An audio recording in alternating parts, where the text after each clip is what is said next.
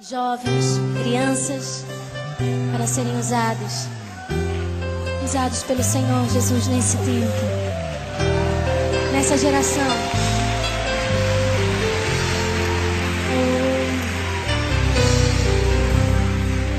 Então, para a primeira parte, a abordagem. 3 perguntinhas muito simples. A primeira, você ouviria sobre a palavra de Deus? A segunda, Hebreus 9, 27. Não sei quantos aqui sabem Hebreus 9, 27 de cor, menos o pessoal da caravana, claro, já decorou aí. Está falando há 6 anos esse versículo. Alguém sabe o que está em Hebreus 9, 27? Ao homem está ordenado, agora você sabe completar, morrer uma só vez. Depois disso, vem juízo. Parabéns, minha irmã. Você estaria preparado? Quando nós falamos sobre o juízo de Deus, as pessoas caem na percepção de aprovação ou de reprovação de Deus. Nós vivemos no Brasil numa cosmovisão pautada pela nossa história de catolicismo, que tem muito o juízo de Deus presente. Nossa mente funciona assim: estou aprovado ou reprovado por Deus. Isso está na consciência da maioria das pessoas. E quando falamos do juízo, você consegue puxar as pessoas para o assunto que você quer trabalhar com elas. Por quê? É hora de você ouvir a pessoa na sua resposta. Eu queria chamar aqui à frente o Genival. Nós vamos fazer uma pequena encenação aqui sobre uma abordagem dessas, como se fosse real. E hoje à tarde, se Deus quiser, nós vamos fazer com as pessoas na rua. Vem cá. Pega o microfone aqui, por favor. Imagine que o pastor Genival é uma pessoa que estará hoje à tarde na rua, aqui próximo da igreja. Quando eu perguntar o seu nome, você dá o nome fictício de uma outra pessoa. E nós vamos fazer aqui um exemplo dessa abordagem, ok? Olá, boa tarde, tudo bem? Boa tarde, tudo bem. Meu nome é Diogo, qual é o seu nome? Josué. Josué, eu gostaria de falar um pouquinho com você a respeito da palavra de Deus. Você está interessado? Ah, sim, com certeza. Ok, dá uma pausa aqui. Não se espante com essa resposta, achando que isso aqui é só no teatro. Não, muitas pessoas lá fora vão dizer, é sempre bom ouvir sobre a palavra de Deus. Vão tirar o boné, vão apagar o cigarro, vão deixar o copo de cerveja de lado ou até mesmo escondê-lo, porque as pessoas em geral têm um certo temor sobre ouvir a palavra de Deus. Claro que há objeções, que nós vamos trabalhar mais à frente desse treinamento, tá? A palavra de Deus diz no livro de Hebreus, capítulo 9, versículo 27, que todas as pessoas um dia vão morrer e em seguida vão estar diante de Deus para prestar contas a Ele. Se acontecesse, Josué, alguma fatalidade com você hoje, claro que não é o meu desejo, nem é nenhum tipo de profecia. Irmãos, deixa claro isso, né? Senão você pode assustar a pessoa. Será que Deus enviou um profeta para dizer que eu estou morrendo? Não, calma. Não é o que eu desejo, nem é nenhum tipo de profecia. Mas se acontecesse, você estaria preparado para estar diante de Deus e ser aprovado por Ele? Olha, eu acho que sim. Você acha que sim? Por que você acha que sim? Eu sou uma pessoa boa, não faço mal para ninguém. Ok. Já fizemos a abordagem. Muito simples, né, meu irmão? Nós podemos fazer isso hoje à tarde ou não? Ok. Talvez a pessoa... Fica aqui na frente, então vamos continuar. Talvez a pessoa responda não. Não estou preparado. Pergunte mesmo assim, por quê? Eu não estou preparado porque eu tenho muitas falhas, muitos pecados. Eu estou afastado da igreja. Nós vamos tratar sobre isso daqui a pouco também, afastados de igreja. Pergunte à pessoa por quê e queira ouvir dela qual é a razão dela não estar preparada. Depois disso, nós tratamos da segunda parte, que é o chamado teste de bondade. Se a pessoa disser, eu estou mal diante de Deus, certamente seria condenado. Você pode fazer uma pergunta check-up. Então quer dizer que se você morresse hoje, você estaria indo para o inferno? É uma pergunta séria, né? Alguns vão dizer, isso mesmo, eu estou indo para o inferno. Outras vão dizer assim, não, peraí, também não é para tanto. Eu não estou preparado assim para ser elogiado em tudo, mas o inferno também é grave demais. Eu vou ter um cantinho no céu para mim. Aí, por isso que a gente faz essa pergunta de check-up quando a pessoa diz que não está preparada. Vamos para a segunda parte. A maioria das pessoas vão responder mais ou menos como ele. Estou dizendo estar preparado não para ser elogiado em tudo, mas para, no mínimo, ter um final bom com Deus. Você estaria preparado dessa forma? Olha, eu Acho acho que sim. acho que estaria sim. Já respondeu, ok. Usa-me, Senhor, usa-me. E aí temos o perigo do evangelismo moderno. E eu queria ilustrar isso fazendo uma dinâmica com vocês. Por favor, essa mochila. Imaginem que nós estamos numa viagem de avião. Não sei quantos aqui já viajaram de avião. A poltrona é apertada, muito menos confortável do que essa que vocês estão aqui, acolchoada, né? Lá também é acolchoada, mas é apertadinha e um pouco mais dura. E nós estamos dentro de um avião. E eu sou o comissário de bordo. Eu sou aquele responsável por comunicar-se com os passageiros daquela viagem. E vocês todos são passageiros. E o piloto me chama na cabine, Jones, e diz assim para mim: Diogo, você tem uma missão. Você precisa falar para todas as pessoas que estão viajando que este avião vai cair. Essa viagem não vai ter um final feliz. E todas as pessoas que estiverem dentro do avião, quando ele cair, vão morrer. Mas há uma saída. Em determinado ponto da viagem, eu vou abrir as portas do avião. E todas as pessoas poderão salvar-se saltando desse avião com um paraquedas. Então, debaixo do assento de cada poltrona tem um paraquedas. Isso não é o caso de todo avião, não, tá, gente? Não se assustem, quem nunca viajou de avião. Não quer dizer que tem um paraquedas debaixo, porque eu vou ter que pular. Não é isso, não. Na minha história, apenas tem um paraquedas debaixo da poltrona do avião. E todas as pessoas precisam, então, colocar o paraquedas para que saltem do avião e salvem suas vidas. A sua missão é fazer com que as pessoas coloquem um paraquedas. Então, eu começo a pensar, será que se eu falar diretamente que o avião vai cair, as pessoas não ficarão desesperadas demais a ponto de não colocarem um paraquedas? Eu vou tentar uma outra estratégia. Então, eu vou chamar uma pessoa e vou comunicar assim. Vou começar com esse rapaz aqui, ó. Amigo, tá gostando da viagem? Tá tranquilo. Tá boa a viagem, avião? É o seguinte, essa viagem pode ficar ainda melhor. Sabe como? Se você usar um paraquedas. Esse paraquedas vai tornar o seu voo ainda mais agradável. Se já está agradável, vai ficar ainda muito melhor. Topa colocar esse paraquedas? Olha, ele vai achar... Mas é meio estranho, não cabe legal aqui, não.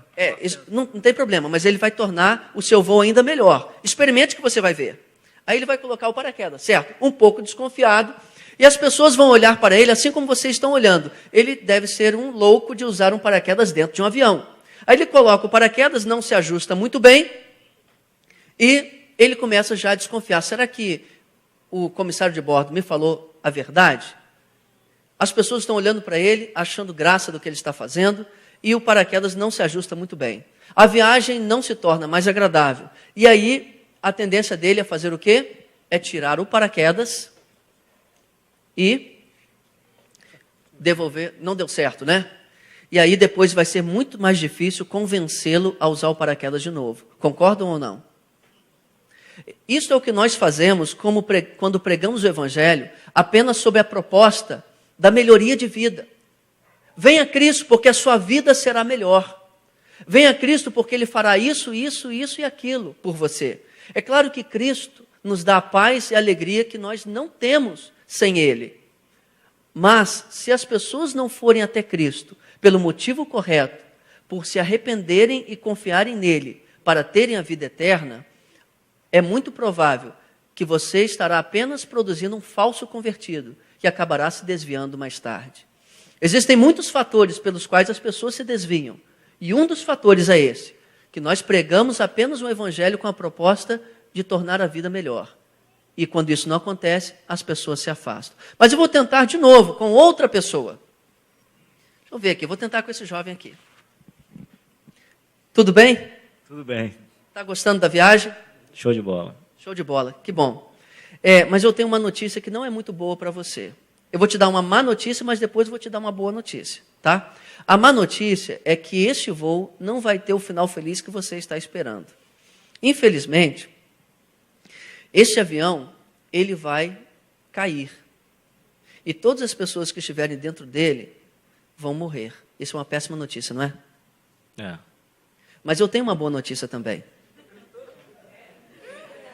Mas calma aí, gente. O negócio vai ficar melhor. Mas eu tenho uma boa notícia também.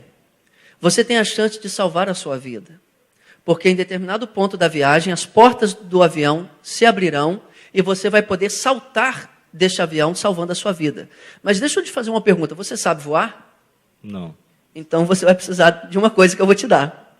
Que é um paraquedas. Coloca esse paraquedas aqui. Aí ele vai e coloca o paraquedas. O que acontece em primeiro lugar? Parece que não se ajusta muito bem.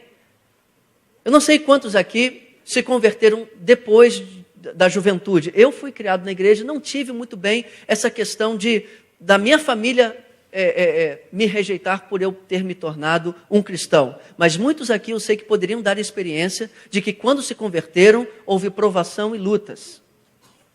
Não encaixou muito bem. Ele olha para as pessoas que estão olhando para ele, dizendo assim, ele é um louco de usar um paraquedas dentro do avião, mas ele sabe o motivo pelo qual ele está usando o paraquedas. Esse jovem aqui vai olhar para ele e pensar o quê? Mais um bobo que caiu nesse conto do paraquedas. E, na verdade, quando evangelizamos na rua, muitas vezes os ex-evangélicos se tornam pedra de tropeço para seus amigos. E aí, se acontece algum problema na viagem, de repente eu vou servir um café, derramo no colo dele, qualquer coisa que perturbar a viagem, o que ele vai pensar? O meu lugar não é aqui dentro desse avião. Eu não vejo a hora de saltar logo e salvar a minha vida. Assim também, obrigado pelo exemplo de vocês, tá? Obrigado pela participação. Assim também, quando nós pregamos o Evangelho e as pessoas vão até Cristo pelo motivo correto, ainda que venham lutas e provações, a tendência delas é se agarrarem mais a Jesus, assim como ele se agarraria mais ao paraquedas, sabendo que o que ele mais quer é a salvação da sua vida em Cristo, e não apenas que o voo seja agradável, porque o voo é temporário, a nossa vida também é temporária. Com Cristo nós temos a segurança da vida eterna. Fez sentido o que eu falei ou não? Usa-me, Senhor, usa-me. Por alguns minutinhos só, mais ou menos uns 5. Certo? Pode ser? Você já ouviu falar da Bíblia? A Bíblia diz no livro de Hebreus, capítulo 9, versículo 27, ao homem está ordenado morrer uma única vez e depois disso enfrentar um julgamento. Significa que vamos morrer e estar diante de Deus para sermos julgados por Ele. A pergunta que eu faço para você, espero que você responda com sinceridade. Claro que eu não torço, nem peço para que você morra agora, porque eu não desejo isso para você. Mas se você morresse hoje, você estaria preparado para ser julgado por Deus? Acha que não? Por que não? Umas coisas erradas, né? Coisas erradas que faz? Vamos tentar exemplificar isso bem? Quantos anos você tem? 22. Em 22 anos, quantas mentiras você já contou? Nem sonho. Muitas, né? Uma pessoa que mente é chamada de quê? Mentiroso. Você já alguma vez falou o nome de Deus em vão, sem que seja com a intenção de louvá-lo, de adorá-lo? Tipo assim, 45 do segundo tempo, cruzamento na área, você fala, ai meu Deus, na hora não foi para louvar a Deus, entendeu? Já fez isso alguma vez? Já desobedeceu seu pai e sua mãe alguma vez? Já. A palavra de Deus diz o seguinte, não adulterarás. Adultério é estar com a mulher do próximo. Mas Jesus falou que se no nosso coração já olhássemos para uma outra mulher e a desejássemos, estaríamos cometendo adultério dentro do coração. Já fez isso? Ou no coração, ou até mesmo em atitude? Já fez? Então imagina você com todos esses pecados, e olha que eu falei apenas 4 dos 10 mandamentos, estando diante de Deus para ser julgado por Ele. Você acha que Deus ia te considerar culpado ou inocente? Culpado, né? Culpado. Você acha que Deus ia te mandar para o céu ou para o inferno? Direto. Direto para o inferno. Isso não te preocupa? É verdade. Te preocupa? Sim. Já ouviu falar que é o inferno, não é? Como será o inferno? O inferno não será um lugar nada bom. Nada bom, né? Jesus mesmo falou que é um lugar de choro e ranger de dentes. É um lugar de muito sofrimento e eu espero que você não vá para lá. E Deus também não quer isso. Por isso Ele tomou um ato de amor, uma atitude de amor por você para que você não fosse condenado ao inferno. Você sabe o que Deus fez por você para que você fosse salvo? Você sabe o que Ele fez por você? Não. Nem imagina? Já ouviu falar sobre Jesus, não é? Você sabe o que Jesus fez? Jesus morreu na cruz para perdoar o seu pecado, para pagar a penalidade do seu pecado, para pagar pelos pecados que você cometeu. É como se você tivesse cometido crimes contra Deus, que são os pecados, e Jesus pagou a fiança no seu lugar. E o que Ele espera que você faça é que você se arrependa e que confie somente nele. Jesus morreu na cruz num lugar que era seu. A Bíblia diz: o salário do pecado é a morte, ou seja, a recompensa do pecado é a morte. Mas o dom gratuito de Deus é a vida eterna em Cristo Jesus, nosso Senhor. É um presente que Deus oferece a você. Um presente, ele pode ser aceito ou rejeitado. Assim como esse folheto que eu quero te deixar agora. Você pode aceitar ou rejeitar. Obrigado por ter aceitado. Assim também é a salvação. Você pode rejeitar o presente dizendo: Deus, eu sou uma pessoa boa e mereço ir para o céu pelo meu comportamento. Mas nós já provamos que você não merece o céu. Eu também não mereço, porque eu também sou pecador. Sim. Você pode aceitar o presente da salvação convidando Jesus para ser o seu Salvador e o seu Senhor, se arrependendo do seu pecado e confiando somente nele. Entendeu isso? Posso fazer uma oração por você agora? Senhor, muito obrigado pela vida desse jovem que parou para ouvir a Tua palavra, Senhor. Eu te peço que no seu coração ele possa compreender tudo isso que está sendo falado, que ele possa entender que ele é pecador e precisa de salvação, que ele possa então se arrepender e confiar somente em Jesus. Eu te peço no nome dele. Amém. Deus abençoe você. E muito obrigado, tá? Deus te abençoe. Valeu. Usa-me, Senhor, usa-me. Olá, boa tarde, tudo bom? Sim. Meu nome é Lucas e eu gostaria de saber se vocês têm 5 minutos para ouvir a palavra de Deus. Tudo bom? Mano. Em Hebreus 9, 27 diz o seguinte: que o homem está destinado a morrer apenas uma vez e depois da morte do homem, ele tem que enfrentar o juízo de Deus. Então eu faço uma pergunta para vocês. Se hoje vocês tivessem que enfrentar o juízo de Deus, vocês estariam preparados para isso? Depende? Depende. Vou mudar minha pergunta. O senhor se considera uma pessoa boa? Se considera? Você, jovem, se considera? Realmente o senhor é uma pessoa boa. Afinal, vocês estão parando para me escutar e eu sou um desconhecido para vocês, correto?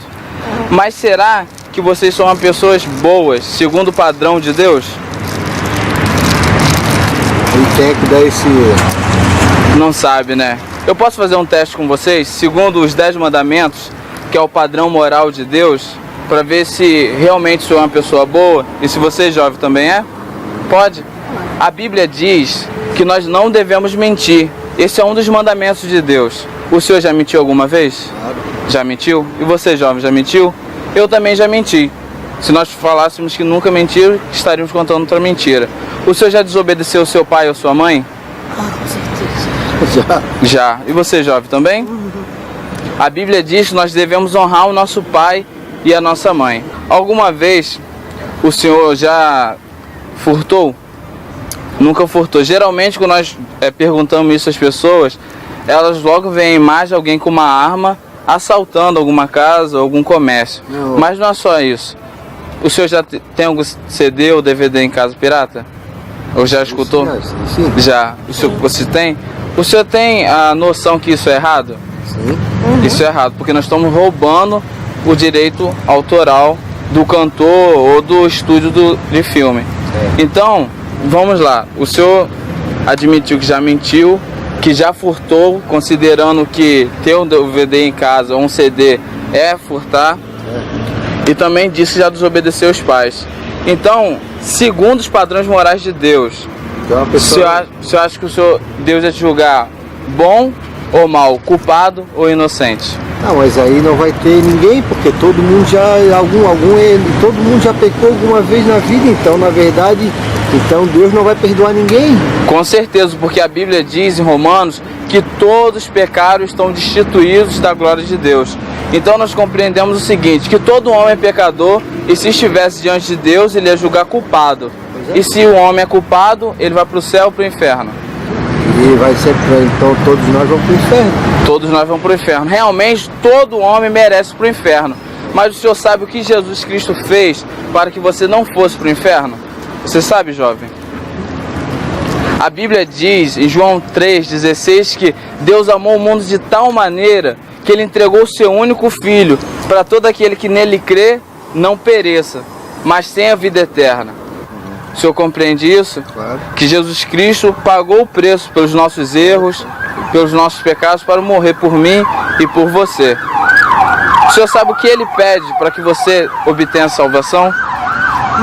Nunca passou pela sua cabeça? As únicas coisas que Jesus Cristo pede são as seguintes: que você confie nele para a salvação e que você também se arrependa dos seus pecados. Então, o que nós precisamos fazer para não ir para o inferno, para obter a salvação? Confiar em Cristo como o único suficiente Salvador e deixar de acreditar que vai para o céu por causa das nossas boas atitudes ou porque nós somos pessoas aparentemente boas. Só que eu acho que eu não mereço ir pro inferno, porque assim, ó, eu acho que deveria ter uma balança.